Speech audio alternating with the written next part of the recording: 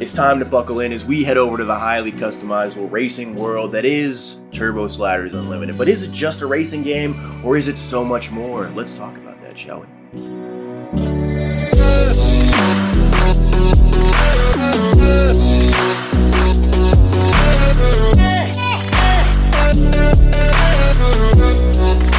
You worked in the AAA industry as well, and you had several different projects you'd worked on. You had your own career in that industry as well. So one of the things that fascinates me is the way that developers approach projects in terms of approaching an indie game versus a AAA project. The size is just so different. The way you would approach it, I would imagine, is much more nuanced and much different as well. So can you kind of walk me through how those two different parts of the same industry function, especially since you've worked so heavily in both? Kind of where are the similarities and where are the big differences between those two? I don't think there's two things at indie and AAA, because it's more like you can have really big indie projects or you can have really small projects inside companies like Ubisoft. About my history, that I worked at Red Lynx when it was very small and it started to make Engage games for Nokia. Then I worked at Remedy in Finland. It was AAA studio, the AAA studio of Finland back then. But also, even though it was AAA studio, it was in a way also indie, especially back then. For it got more publishers involved. It was kind of independent in many ways. Then at that point, joined back Red Lynx, which has indie roots. It had actually become part of Ubisoft. So in one sense, it was indie-minded studio inside huge corporation. So as you said, I have seen everything about the spectrum, so I can try to answer that.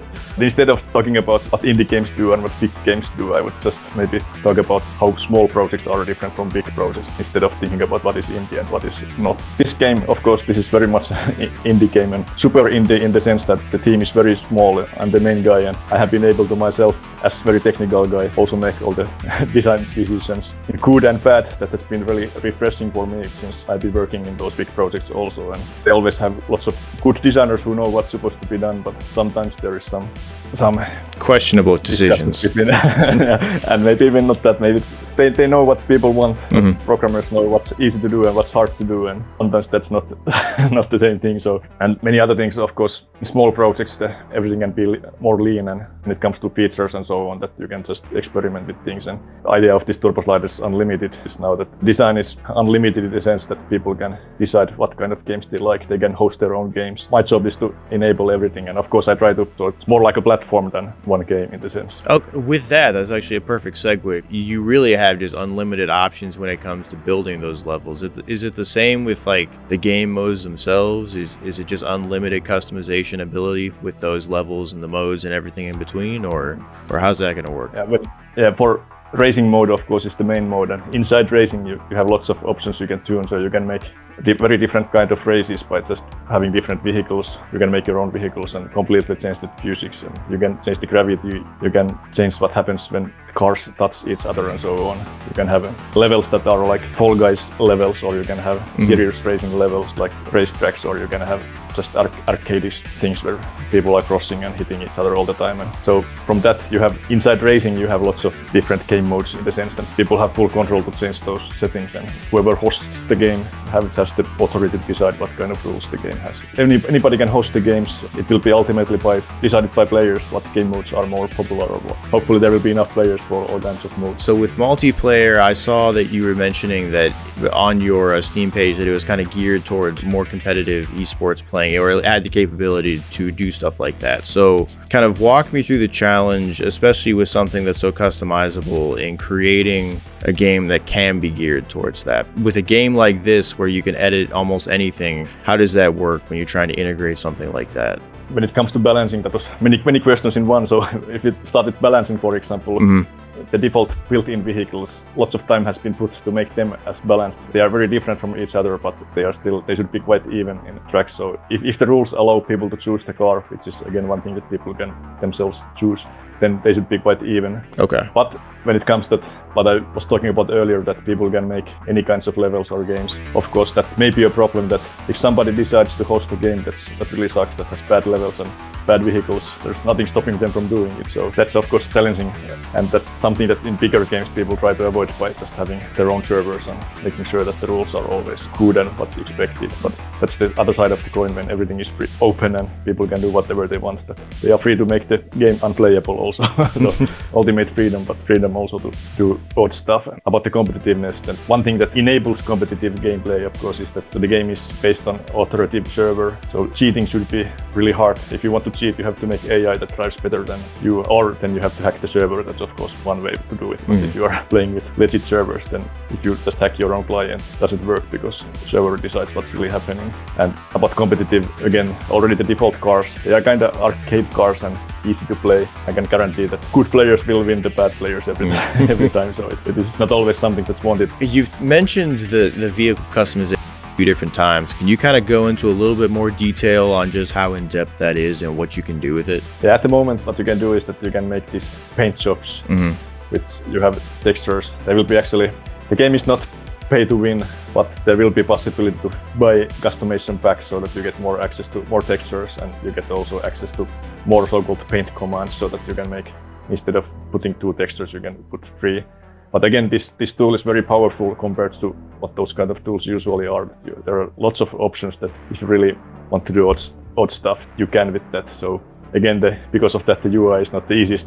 But what you can do is you can make very custom paint jobs. And currently there are no other options, like you cannot change what wheels would look like. But there are ideas that you could, for example, customize your own horn sound or maybe the color of smoke that comes from your vehicle, and all that kind of ideas there are. But currently, at least in the early access when it begins, there's the main customization thing is the paint jobs of the vehicles. Another thing actually that comes to mind with the level editor itself and the races, you know, is there going to be like any kind of dynamic weather you can add in that, something along those lines that can be part of those levels, or no, that's not part of this game? Not at the moment, but of course what you already can do, that you can tune all the physics of the level. So if you want, you can make the tarmac on this level is very different from what is somewhere else. So you could simulate that it is more slippery race, for example.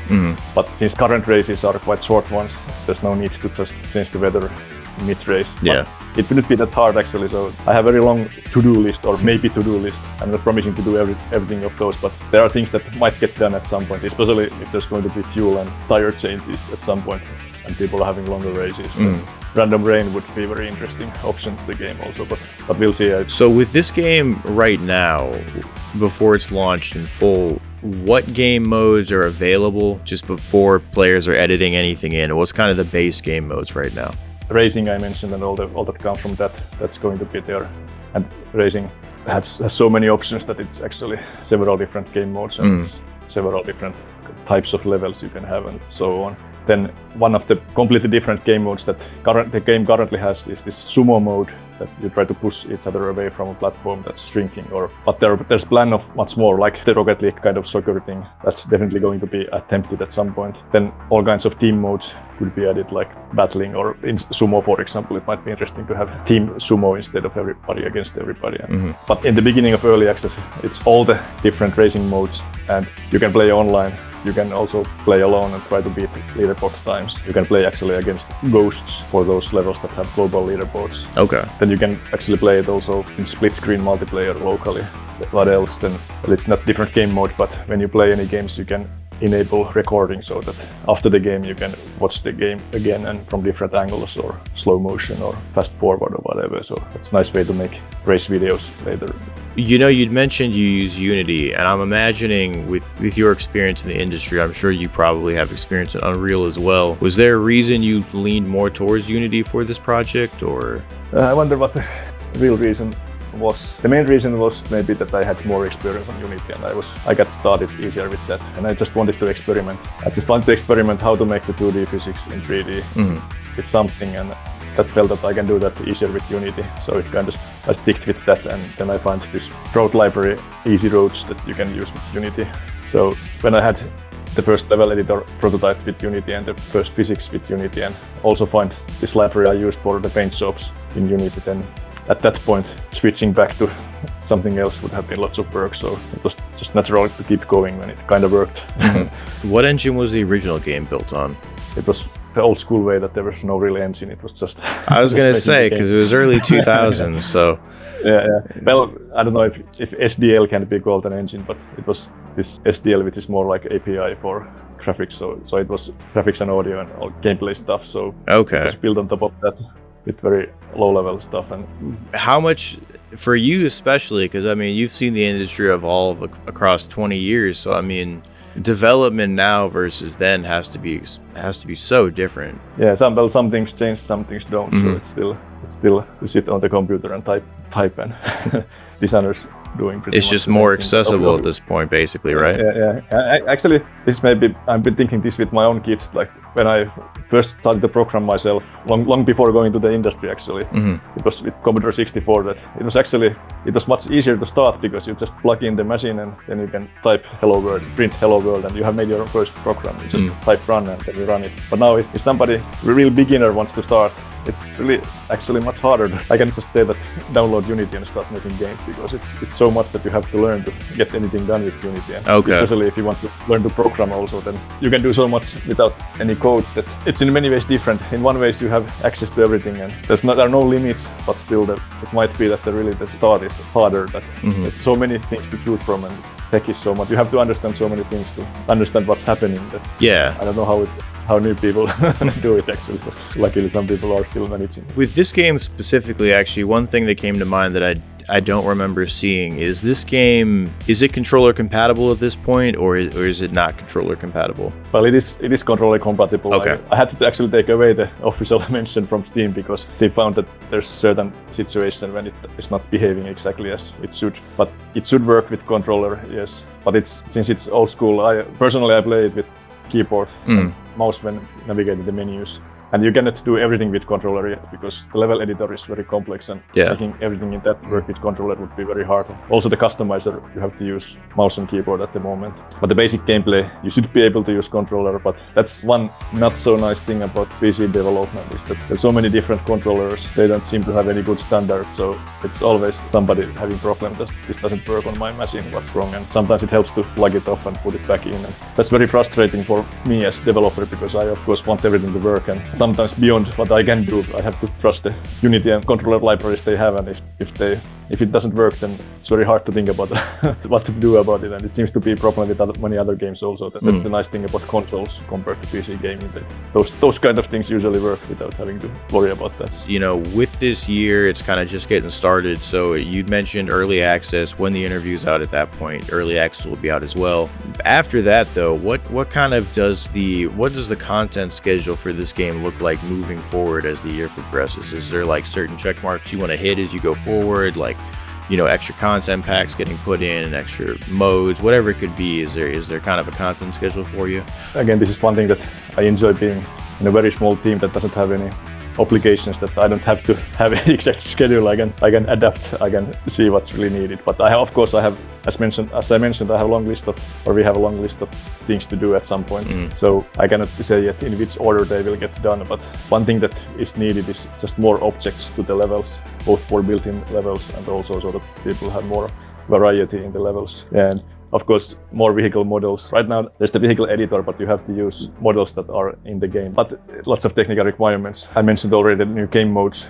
That's maybe the really next thing to do, to have more game modes to show the actual potential of the game variety. For you specifically, right? In the industry, obviously it's changed a lot, and some things have stayed the same, but other things have evolved very aggressively in the last, 10, 20 years.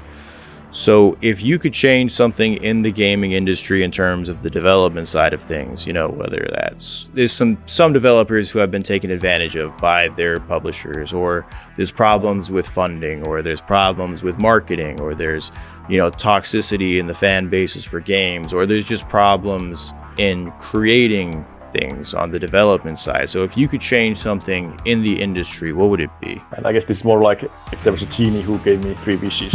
Exactly, yep. Or is it something that would really be done? And there are many things that you mentioned is getting harassed by publishers, for example. So I guess that's the classic story. Long time ago already, that if you make a contract that you have to meet certain things, and there's always, if the publisher wants, they can always say that you didn't meet this thing or this thing, and then they can run the developers out of money, and then they can buy them cheaply or stuff like that. I guess, I don't don't know if that has really happened, but at least I have heard rumors that that kind of things have happened. And of course, I wouldn't like that to happen. Companies can do whatever they want and people can make whatever contracts they want. So it's hard to prevent that kind of things from happening. Of course, related to indie games, for example, I would like players to just be open-minded and try different kinds of games and test indie games and don't expect everything to have the super polished experience, that there can be some rough edges and that can actually go deeper. Yeah. About the more difficult part of the question about toxic behavior by gamers and stuff like that. So of course I can say that I wish there was not such a thing, but I don't know. That's the internet in 2022, right?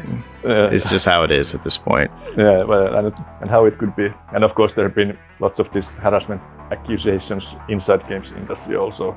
I was working at Ubisoft, so I personally, again, I don't have any bad stories or anything bad to say about Ubisoft, and I hope that nobody has told any bad stories about me also. So Don't go anywhere just yet, because the full interview is over on Spotify right now. The link for that is right down below for you to check out. So why not head over there and see what you think, explore all of the different things that we did not have time to get into over here on YouTube. However, before you go, why not check out Turbo Sliders Unlimited? Their Steam page is also down below, along with all of their other support and social media. And why not like, comment, and subscribe to the side quest, because let's be honest, it's not the same without you guys. But until next time, I am Nick. This is the side quest, as always. And until next time, stay curious.